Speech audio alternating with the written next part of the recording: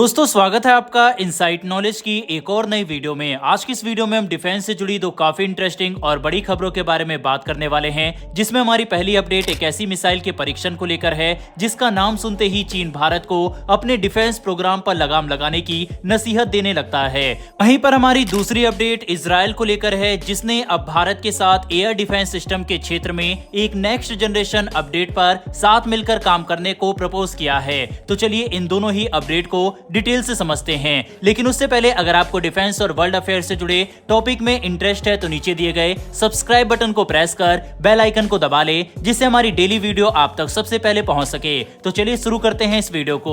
दरअसल दोस्तों सामने निकल कर आ रही लेटेस्ट अपडेट के अनुसार 3 अप्रैल यानी बुधवार की शाम को भारत ने अग्नि प्राइम मिसाइल का सफल परीक्षण किया। इस परीक्षण की सबसे बड़ी खास बात तो यह है कि अग्नि प्राइम मिसाइल के इस लॉन्च को देखने के लिए chief of defence staff general Anil Chauhan, DRDO के प्रमुख और स्ट्रेटेजिक फोर्स कमांड के चीफ भी मौजूद थे, जिससे हम अंदाजा लगा सकते हैं कि अग्नि प्राइम मिसाइल का यह परीक्षण कितना महत्व रखता है। बुधवार की रात को इस सफल परीक्षण के बाद भारत के रक्षा मंत्री राजनाथ सिंह जी ने खुद तीनों सेनाओं के प्रमुख डीआरडीओ और स्ट्रेटेजिक फोर्स कमांड को बधाई दी। वहीं पर अगर इस परीक्षण के बारे में डिटेल से बात करें तो अग्नि प्राइम मिसाइल एक अंडर डेवलपमेंट मिसाइल प्रोजेक्ट है जो परमाणु हमला करने में सक्षम है। इस मिसाइल को भारत ने इंटरमीडिएट रेंज के लिए बनाया है, जिसके तहत यह मिसाइल 1000 किलोमीटर से लेकर 2000 किलोमीटर की दूरी तक परमाणु हमला करने में सक्षम है। इस मिसाइल की मारक क्षमता इसमें मौजूद परमाणु हथियार के वजन पर भी आधारित है। अभी तक इस मिसाइल के कुल 5 परीक्षण हो चुके हैं और बड़ी बात तो यह है कि ये सभी परीक्षण पूरी तरह से सफल रहे। सबसे पहला परीक्षण 28 जून 2021 को हुआ, उसके बाद 2021 में ही दूसरा परीक्षण किया गया, जिसके बाद 2022-23 और फिर अब 2024 में आखिरी परीक्षण हुआ। हर परीक्षण के साथ अग्नि प्राइम मिसाइल लगातार मजबूत बन रही है और 3 अप्रैल को हुआ परीक्षण इसका सबसे बड़ा उदाहरण है, जिसके तहत अग्नि प्राइम मिसाइल को रात में लॉन्च किया गया और अब ये बात प्रमाणित हो चुकी है कि हम अपनी इस शक्तिशाली मिसाइल को रात में भी इस्तेमाल कर सकते हैं। ये मिसाइल 1.5 टन से लेकर 3 टन तक का परमाणु हथियार ले जाने में सक्षम है, जो किसी भी दुश्मन को इतना नुकसान पहुंचा सकता है कि हम ऐसी कुछ मिसाइल से ही उस देश के इंडस्ट्रियल और मिलिट्री इकोसिस्टम को जड़ से बर्बाद कर सकते हैं। आप समझ गए होंगे कि भारत की यह मिसाइल चीन और पाकिस्तान के लिए सबसे बड़ा खतरा क्यों है। दरअसल पिछले कुछ दिनों से चीन भारत के साथ बेवजह विवाद को बढ़ा रहा है। पहले चीन ने अरुणाचल प्रदेश में भारतीय पीएम द्वारा इनॉग्रेट किए गए टनल पर बेफजूल बयान दिए, फिर एक बड़ी गलती करते हुए अरुणाचल प्रदेश के 30 अलग अलग इलाकों के नाम बदल दिए। इसके बाद दोनों देशों के बीच तीखी तकरार देखने को मिली और अब इन सब के बीच अग्नि प्राइम जैसी एडवांस मिसाइल का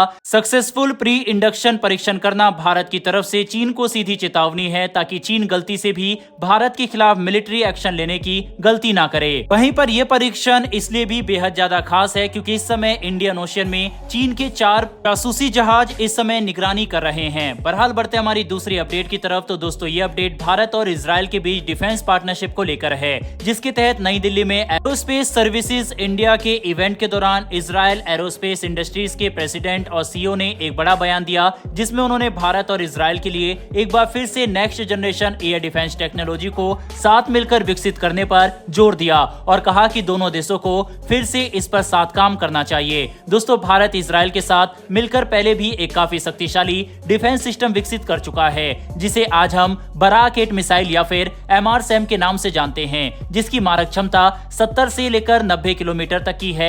ये मिसाइल अलग अलग तरह के हवाई खतरे को काफी सटीकता के साथ नष्ट करने में सक्षम है।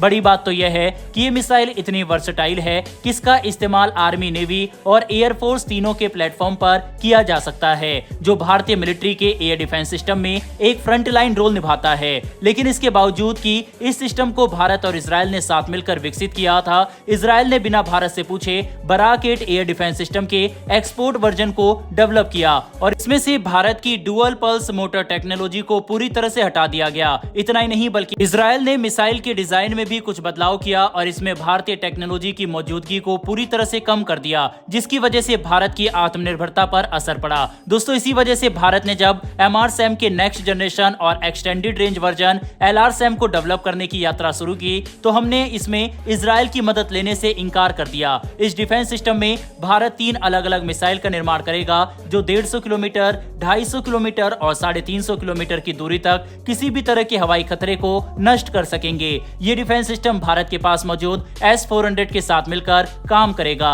जो भारत के एयर डिफेंस में कई चरण की सुरक्षा बना देगा। लेकिन क्योंकि इस डिफेंस सिस्टम को डेवलप करने में भारत ने इजराइल की मदद से इनकार कर दिया, इसीलिए अब इजराइल एरोस्पेस इंडस्ट्रीज के प्रेसिडेंट भारत से चाहते हैं कि हम ऐसे एडवांस प्रोग्राम में उनके साथ मिलकर काम करें ताकि भारत और इजराइल की डिफेंस पार्टनरशिप आगे बढ़ सके। तो दोस्तों, आपको क्या लगता है कि बराक 8 प्रोजेक्ट के दौरान इजराइल ने जो हरकत की थी, क्या उसके बावजूद भारत को LRSAM प्रोजेक्ट में इजराइल के साथ मिलकर काम करना चाहिए या फिर नहीं? अपनी राय कमेंट बॉक्स में लिखकर जरूर बताइएगा। वहीं पर अगर आप मेरी राय पूछेंगे तो मैं जरूर कहूंगा कि भारत को इजराइल के साथ मिलकर इस डिफेंस सिस्टम को विकसित करना चाहिए क्योंकि यह और भी ज्यादा खतरनाक और शक्तिशाली बन जाएगा।